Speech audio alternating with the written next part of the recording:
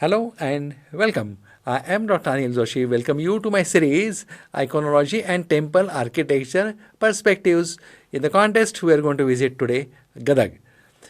Gadag is very important for those who want to study in detail temple architecture because even as far as Chalukyas are concerned, they were different than Chalukyas of Vatapi or Badami.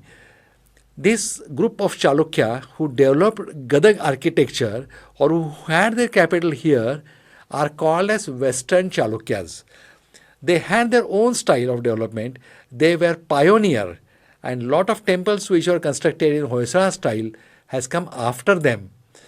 In Gadag also, we have got lot of temples in different stages. Like if you go to Kukunur, you'll find very early Chalukyan style. If you go to Itki, which is just 30-40 kilometers, 7 or 8 kilometers, you'll find totally different, fully developed architecture of temples. That's why this area is extremely important.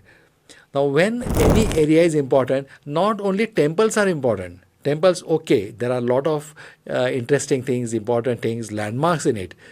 But museums are also important. The reason is we should know how a museum develops.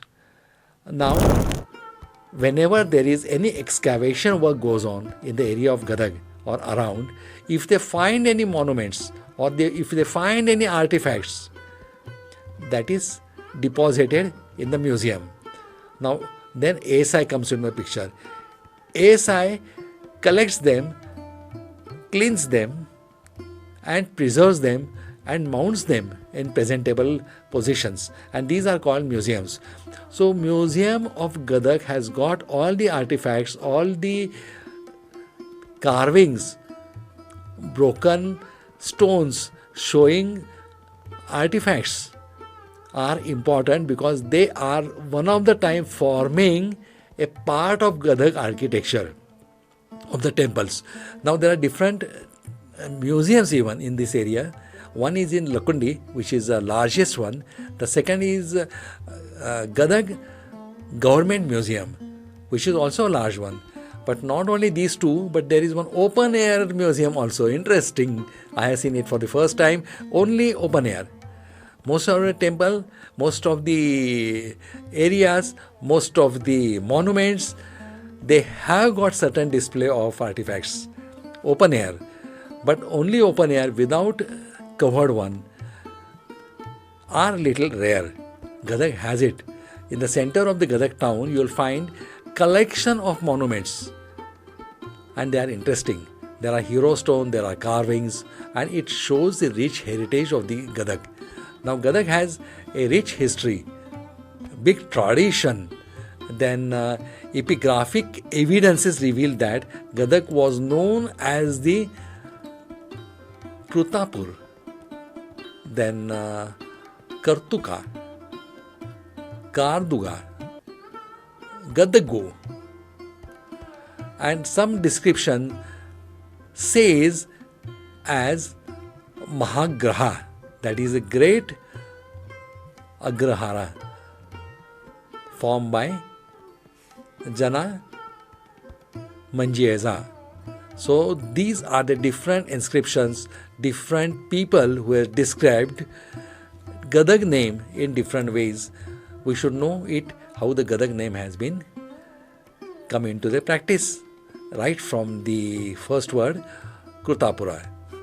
Now it was renowned seat of learned whose management rested in the hands of the severity of two Mahajanas. So this was the main management by 72 Mahajanas. There are 34 inscriptions in all, and they are all found mostly in the temples of Trikuteshwara and Veeranarayana. We have videos on Trikuteshwara, Veeranarayana, and they extensively not only show it but will show you display also that how the inscriptions look like, and some of those who can read this can enjoy it better or understand it better.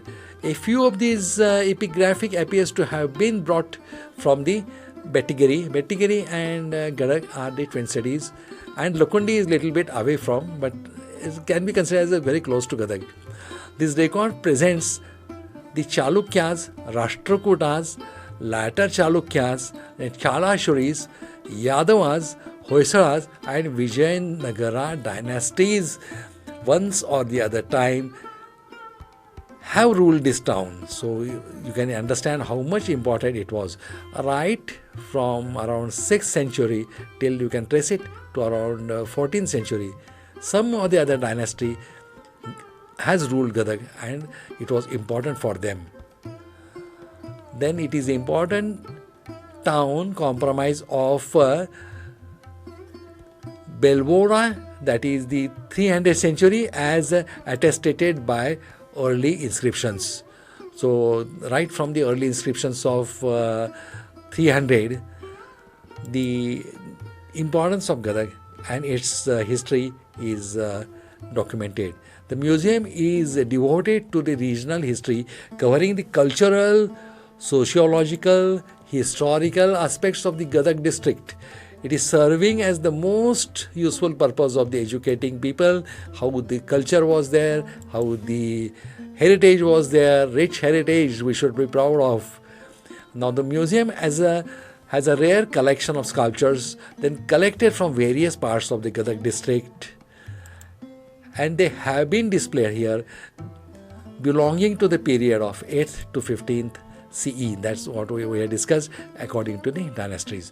The images of Gajalakshmi is represented by Rashtrakuta period. It was the speciality of, or rather you can say as the one of the landmark of their construction, that they had this Gajalakshmi, that is goddess Lakshmi showered by 2 elephants, that is usually at a torana or above the entrance.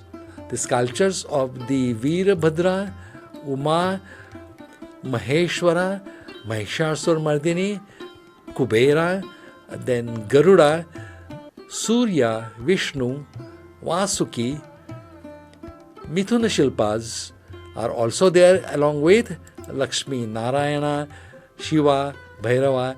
The female deities of the sculptures are also indicate Saptamatrikas.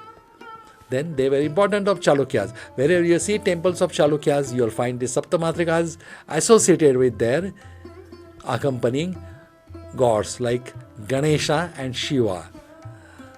All belongs to Rashtrakuta and Vijayanagara period, but they were of the landmark were of the Rashtrakutas and Chalukyas.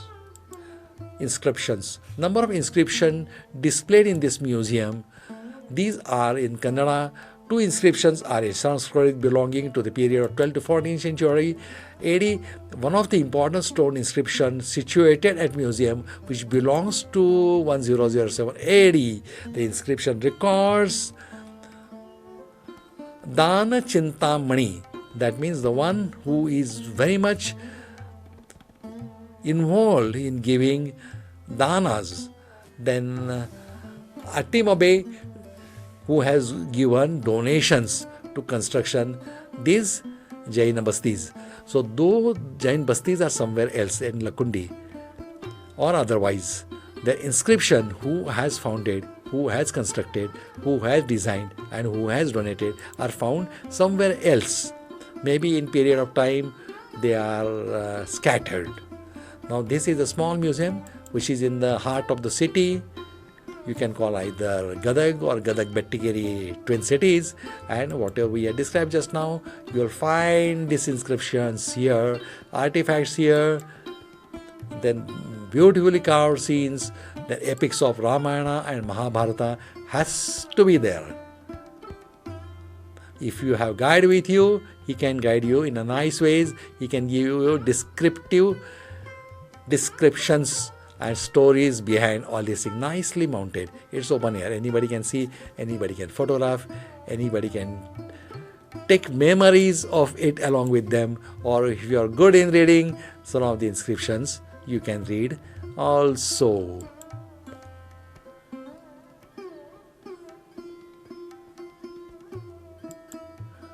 It is, of course, it is ASI protected monument, and still some addition, some refined work is going on. It is in the heart of city, but it is nicely preserved, a clean, nice premises. And most important thing, photography is allowed, no restrictions. Otherwise, in many temples, you will have to take permission before.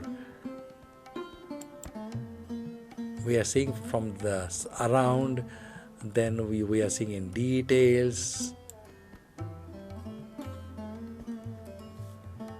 See how fine carvings are there, how nice things are there.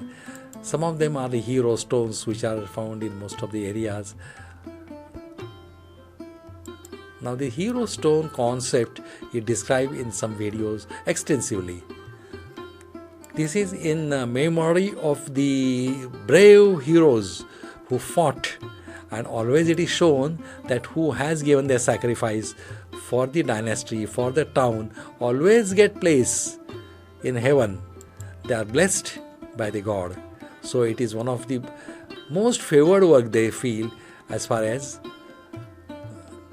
God work is concerned. Then there are some epics picture from the Ramayanas and Mahabharatas, mostly from Ramayanas, they are there. If you know the stories of Ramayana, you can get it in better ways.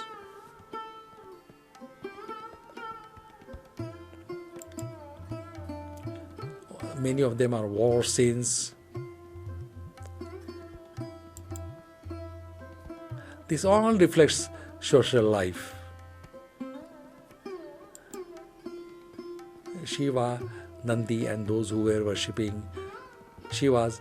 So if any devotee who was worshipping Shiva, their hero stone will show all these things. These are epics of Ramayana.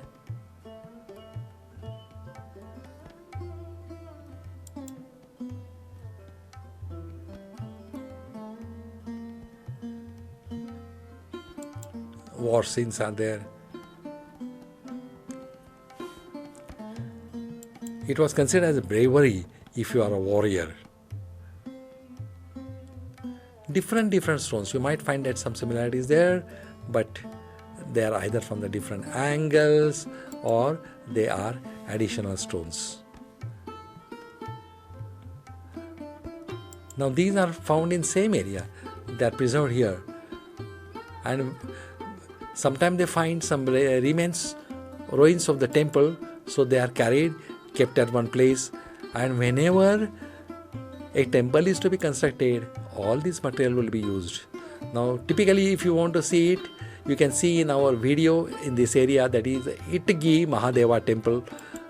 The video extensively shows not only the temple, some temples in a development stage, some temple developed by the archaeology department, and also the material they are found in the area kept to construct the temple.